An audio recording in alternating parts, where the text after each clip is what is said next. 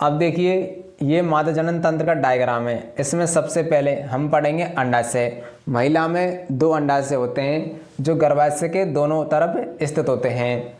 यानी एक अंडाशय गर्भाशय के बाईं ओर होता है और दूसरा अंडाशय गर्भाशय के दाईं ओर होता है। इस अंडाशय से कुछ हार्मोन्स भी निकलते हैं जो महिला में द्वितीयक लैंगिक लक्षणों का विकास करते हैं।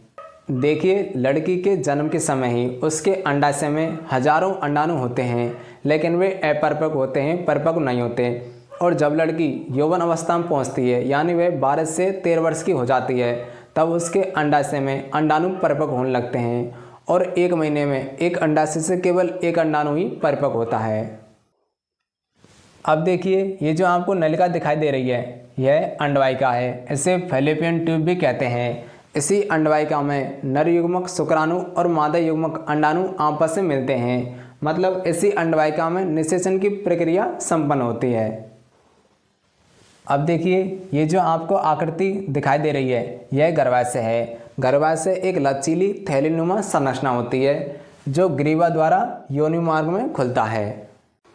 दोस्तों अब हम पढ़ेंगे अंडाशय के बारे में विस्तार से। तो चलिए, अंडाशय मादा जनन कोशिका या अंड कोशिका का निर्माण अंडाशय में होता है जो गर्भाशय के दोनों ओर स्थित होते हैं। यानी एक अंडाशय गर्भाशय के बाईं ओर होता है और एक अंडाशय गर्भाशय के दाईं ओर होता है। लड़की के जन्म के समय ही अंडाशय में हजारों अंडाणु होते हैं, लेकिन वे अपरिपक्व होते हैं, परिपक्व नहीं होते। जब लड़की यौवन अवस्था में पहुंचती है तो उसमें अंडाणु परिपक्व होने लग जाते हैं और एक अंडाशय द्वारा प्रत्येक महीना एक अंडाणु परिपक्व होता है। और अंडाशय से दो मुख्य हार्मोन निकलते हैं, एस्ट्रोजन और प्रोजेस्टेरोन। पहले हम पढ़ेंगे एस्ट्रोजन हार्मोन के कार्य कि जो एस्ट्रोजन हार्मोन है वह महिला के शरीर में क्या काम करता है। तो देखिए एस्ट्रोजन हार्मोन के कार्य। एस्ट्रोजन हार्मोन स्तन ग्रंथियों का विकास करता है और मादा जनन तंत्र का विकास करता है। अब हम पढ़ेंगे प्रोजेस्टेरोन हार्मोन के कार्य कि जो प्रोजेस्टेरोन हार्मोन है वह महिला के शरीर में क्या काम करता है। तो देखिए प्रोजेस्टेरोन हार्मोन के कार्य। प्रोजेस्टेरोन हार्मोन गर्भाशय की दीवार में रुधिर की मात्रा बढ़ाता है। यह गर्भाशय की दीवार है। और क्या काम करता है, गर्भाशय की दीवार को मोटा करता है और गर्भाशय को गर्भाधान के लिए तैयार करता है और गर्भाशय की दीवार में वसा व ग्लाइकोजन का संचय करता है। अब इसके बाद दोस्तों हम पढ़ेंगे अंडवाहिका। यह जो आपको नलिका दिखाई दे रही है यह अंडवाहिका है। इसे फैलोपियन ट्यूब के नाम से भी जाना जाता है। इसी फैलोपियन ट्यूब में नर युग्मक शुक्राणु और मादा युग्मक अंडाणु आपस में मिल जाते हैं। मतलब यहाँ पर निषेचन की प्रक्रिया संपन्न होती है। देखिए अंडवाहिका, इसे फैलोपियन ट्यूब भी कहा जाता है। इसी फैलोपियन ट्यूब में निषेचन की प्रक्रिया संपन्न होती है। इसके बाद दोस्तों हम पढ़ेंगे गर्भाशय। तो देखिए यह जो आपको आकृति दिखाई दे रही है यह गर्भाशय है। गर्भाशय एक लचीली थैलीनुमा संरचना होती है और गर्भाशय का ऊपरी भाग चौड़ा होता है जिसे फंडस कहते हैं और गर्भाशय का निचला भाग सकरा या पतला होता है जिसे ग्रीवा कहते हैं। और गर्भाशय ग्रीवा द्वारा योनि मार्ग में खुलता है। देखिए गर्भाशय, इसका ऊपरी भाग चौड़ा होता है जिसे फंडस कहते हैं और निचला भाग पतला होता है जिसे इस्थमस या ग्रीवा कहते हैं।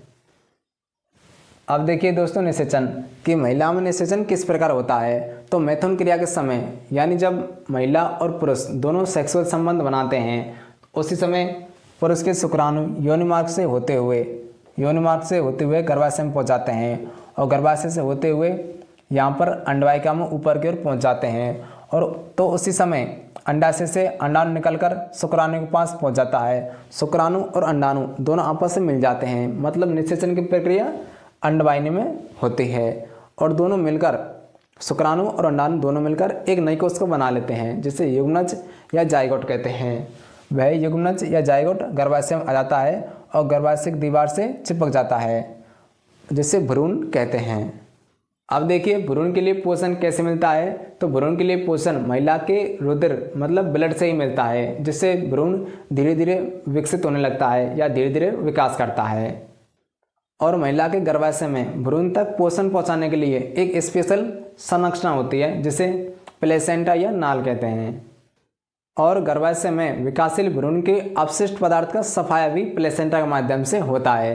तो देखिए भ्रूण के लिए पोषण महिला के रुधिर से मिलता है, जिससे भ्रूण विकसित होने लगता है और भ्रूण तक पोषण पहुंचने के लिए एक विशेष संरचना होती है जिसे प्लेसेंटा या नाल कहते हैं। और विकासशील भ्रूण द्वारा अपशिष्ट पदार्थ उत्पन्न होते हैं, जिनका निपटान प्लेसेंटा के माध्यम से ही महिला के रुधिर में स्थानांतरित कर दिया जाता है। और गर्भाशय में भ्रूण को पूर्ण विकसित होने में लगभग 9 महीने का समय लगता है तथा गर्भाशय की पेशियों में संकुचन से शिशु का जन्म हो जाता है।